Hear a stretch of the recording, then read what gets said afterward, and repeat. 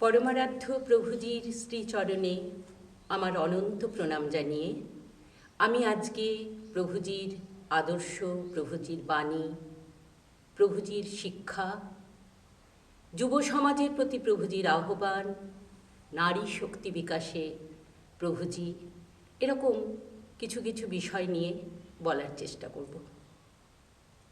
প্রথমে আমি কোনো তত্ত্ব বা উপদেশ বলবো না, আমি আমার যাত্রাটুকু আগে বলি যে কিভাবে এখানে আমি এলাম।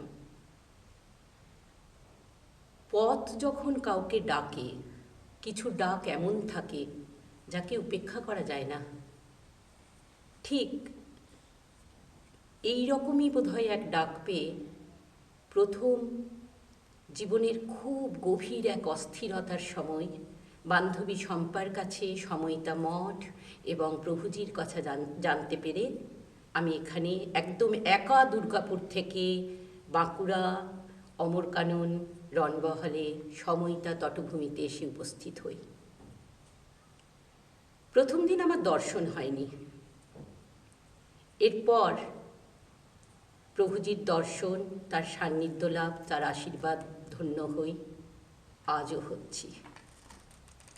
এখানে এসে আমি দেখেছিলাম এখানে কোনো পুজো পাশা নেই, এখানে কোনো ধর্মীয় অনুশাসন নেই, এখানে জাত পাত ধর্মের বিভাদ নেই, নেই কোনো শ্রেণী বৈষম্য।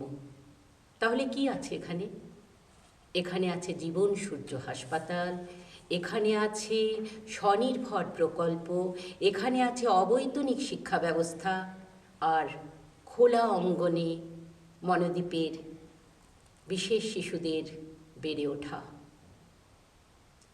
প্রভুজির কাছে দাঁড়িয়ে আমি বুঝতে পারলাম জীবনের সব চাওয়াই ললিপপ মাত্র। স্বয়ং ঈশ্বর দিলে তিনি কি দিতে পারেন? একজন রাজা তোমাকে তার সাম্রাজ্যটুকু দেবে, কিন্তু প্রভুজির আশীর্বাদ পেলে তুমি কোথায় পৌঁছে যাবে সে তুমি নিজেও ভাবতে পারো না। এই পথ কাউকে ডাকে না, কিন্তু যে পা বাড়ায়, যেখানে এসে পৌঁছায়, সে বুঝতে পারে কি বিরাট প্রাপ্তি লুকিয়েছিল তার। এখন সোশ্যাল মাধ্যমে, এই মিডিয়ার যুগে আমরা বিভিন্ন ব্লগ দেখি, রিল দেখি, পরের স্ক্রলেই তা হারিয়ে যায়। হ্যাঁ, সাময়িকভাবে অনুপ্রাণিত তো হই, কিন্তু সঙ্গে সঙ্গে পরের স্ক্রলে সেটা হারিয়ে যায়। ঈশ্বরের দরজা আসলে স্ক্রিনে খোলে না, ঈশ্বরের দরজা খোলে পা ফেলায়। তাই কারো মনে যদি কোনোদিন প্রশ্ন জাগে যে আমি কে, তখন এই সময়টা মঠই তার উপযুক্ত জায়গা।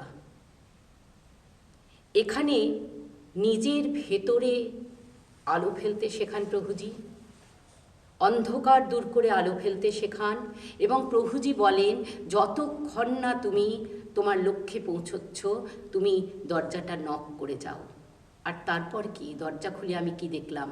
সেই আমি স্বমহিমায় উদ্ভাসিত। সেই আমার আমিকে চেনানোর জন্য প্রভুজি সমানে ডাক দিয়ে যাচ্ছেন, ডাক দিয়ে চলেছেন। জীবনে কিছু পেতে হলে কিছু তো করতে হয়, কিছু জানার জন্যও আমরা একটা বইয়ের পাতা উল্টোই, এগুলো তো আমরা করি।